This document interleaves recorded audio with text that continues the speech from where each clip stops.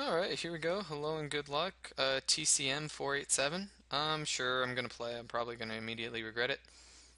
No, I'm not gonna mull. This hand's keepable. I've got two into a three. No, I'm not gonna mull. Yeah, this hand's okay. I've got a rather two threes into a four.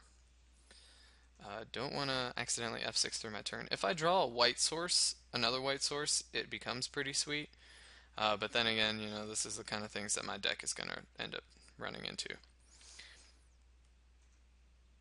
That's not too bad. I mean, I could have not run it out right now.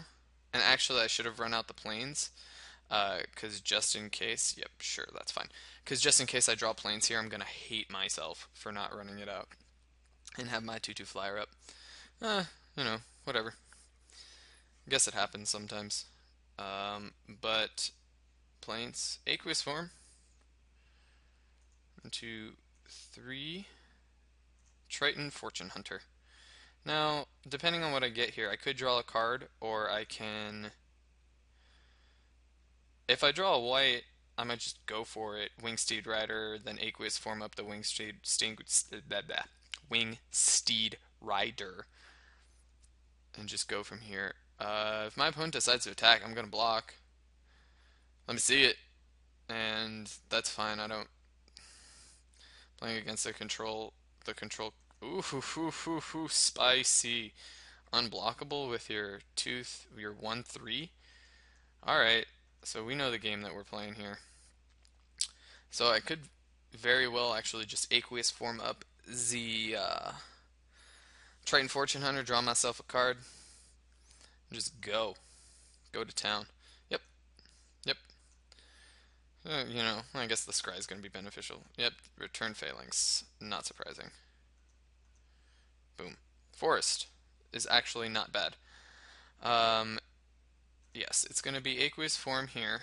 I'm going to draw myself a card and have my opponent lose just crazy amounts of tempo because my TCM 487 is probably going to want to animate the return phalanx, which is fine with me. I'll take those hits. Yep. Draw me a card. Spear of Heliod. Okay. Um, let's swing. Yep. Scry. Vaporkin.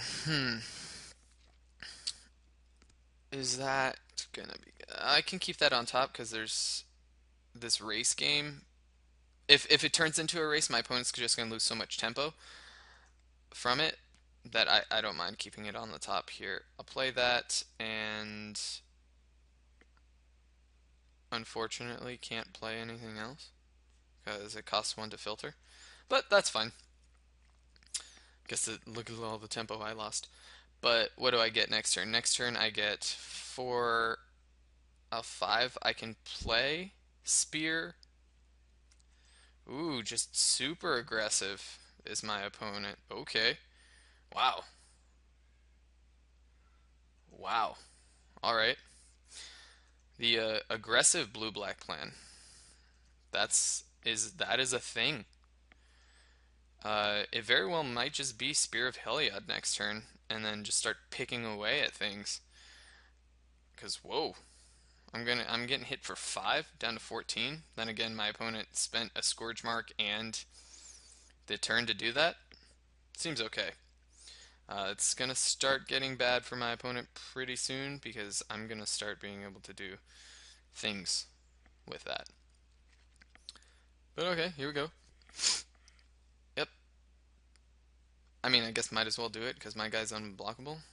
But whew, didn't even leave up things for me to potentially attack with. Yep, Vaporkin. Okay, now the question is, I can play Spear. I can't animate. This sucks. Well, I can play Vaporkin. 1, 2, 3, 4. Can't play Vaporkin and Spear. Let's just make the Spear. Boom. Yep.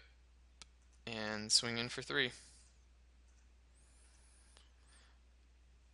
It's that's actually really good.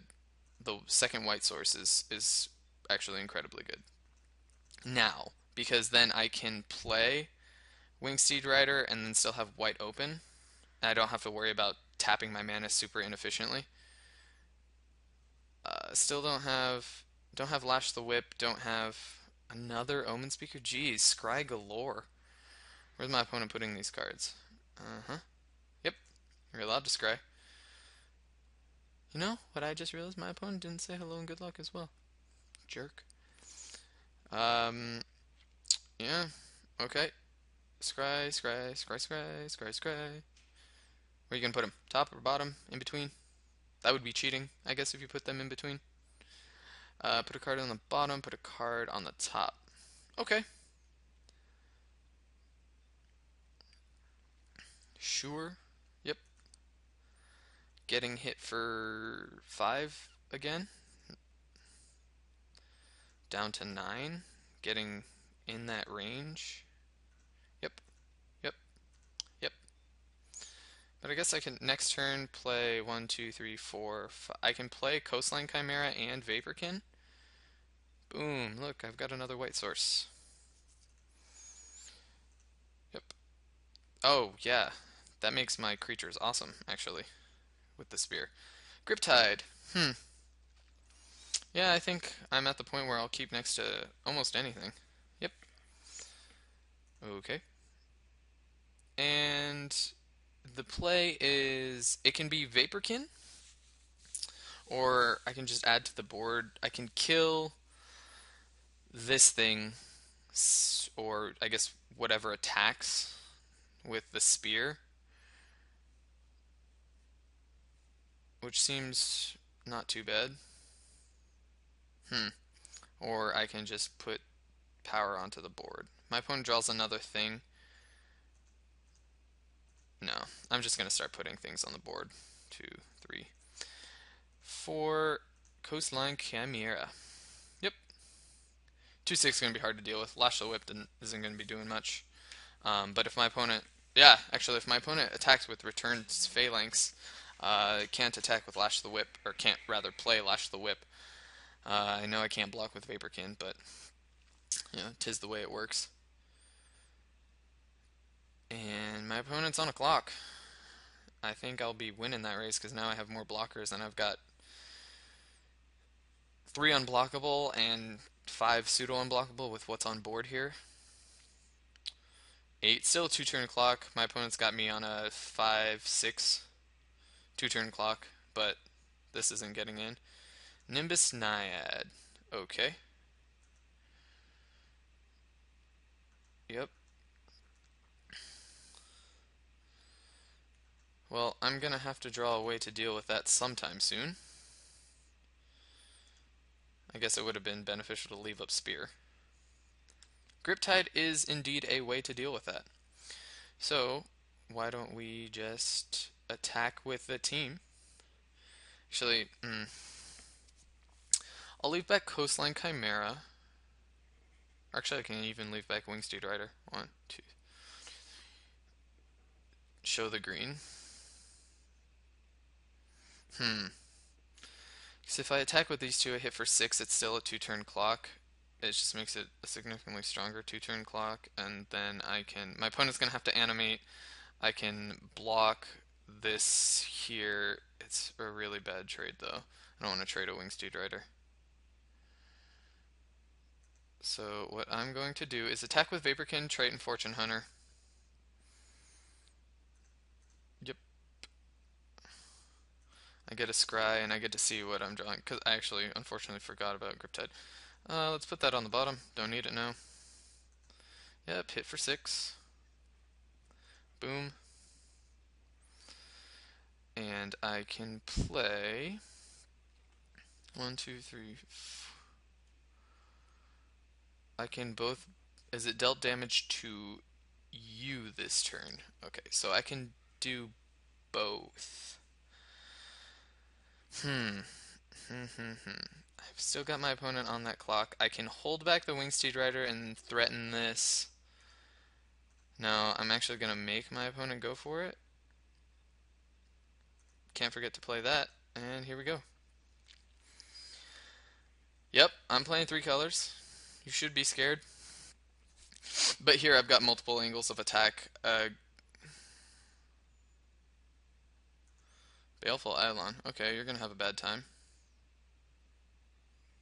Begin combat before attacks are declared. Because I don't want you to be able to scry. I'm gonna grip tide the Omen Speaker. Yep. Ooh, I'm just drawing into straight nothing. Eventually drawing into bow. That's good. So, okay. So I need to find ways to be able to deal with, you know, the way my deck ends up working. I don't have many sideboard options. What? I've got a Bronze Sable to be able to attack or do things early on. Triton. I mean, I guess I have the Unknown Shore, so eventually I can crack it. That seems ridiculous. A Null. I saw two artifact or enchantment spells that are worth countering. Did I see anything that I would want to take out? I don't think so. All of the things seem pretty good. And if it's going to end up being that kind of race, I have flyers and things to make the race decent.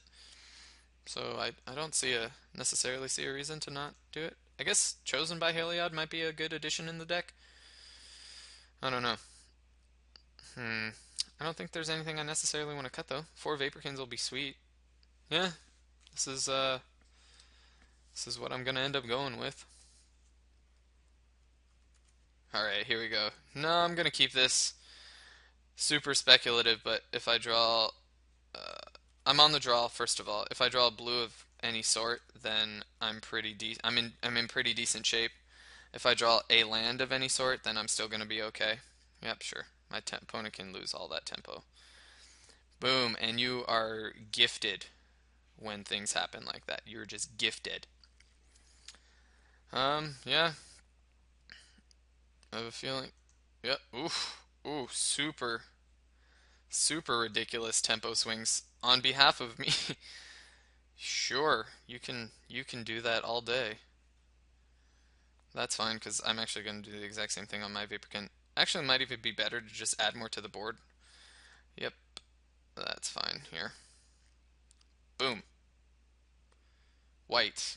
Yeah, it was a 50-50 shot, which one I was going to play.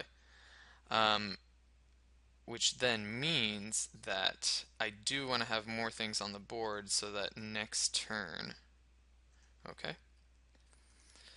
Yep. Vaporkin. Yeah, so what's happening next turn is definitely planes. Jeez. Yep. I guess my opponent can have a null, but then I'm hitting for 6 next turn, and I'm gonna have an aqueous formed up dude. Let's see what comes down here. Nothing. Well, go with white. Let's lead with an aqueous form. Next turn I have bow. This seems ridiculous. Spear. Let's see. Oh, and it makes it. Yep, attack, attack. Get to scry. Fabled Hero, geez. I can play Fabled Hero next turn. I can play Fabled Hero and yeah, because that way I can play Fabled Hero and Vaporkin. Seems good. And like I said, my opponent's just losing so much from this. But okay, if that's the game that we're gonna play, I'm still gonna hit for 6. So my opponent's on 2-turn clock, has to be able to deal with 2 flyers. What do we got? Wave Crash Triton, not gonna be able to deal with flyers. Taps one down, sure, but once again, still not gonna be able to deal with them. And then I'm also gonna have Bow of Nylea. Jeez, my opponent's just on the beatdown plan. I don't foresee this ending all too well for my opponent. Sure, by all means, hit me for 3. I'm down to 9. No, down to 9, down to 11. Big difference. Yep. Oh, Fabled Hero. Look at that. So I can just be incredibly ridiculous. Well, attack attack. Not even going to show my opponent bow because I don't think I'm going to need to. Nylea's Presence, it replaces itself, which seems good. I'm going to have 5 lands out. I'll be able to tap 2, enchant 1, um, and then still be able to play bow from one that I enchant. Yeah, so sure, I'll put it on the top. Yep, hit for 6. Okay. All right. Have a good time. Yeah, here we go. Got a 3/3 double strike, 3 more power in the air, and you're at 6. I'd like to see the series of turns that gets you there, or the series of cards in your hand, despite your ability to scry things that still gets my opponent there. 'Cause I guess my opponent can't scry unless my opponent pays 2. Leaves only, that only leaves, yep, okay. Well, I guess I got there with recklessness. That's what I'm going to call it, Bant Recklessness. Not because the recklessness refers to anything in the deck. It refers to my ability to build this deck, or not my ability to build this deck, rather the fact that this deck was actually built in the first place. Bant Recklessness gets it. I just foresee the potential for this to just go terribly wrong. But until that time, I guess I'll be seeing you in round 2.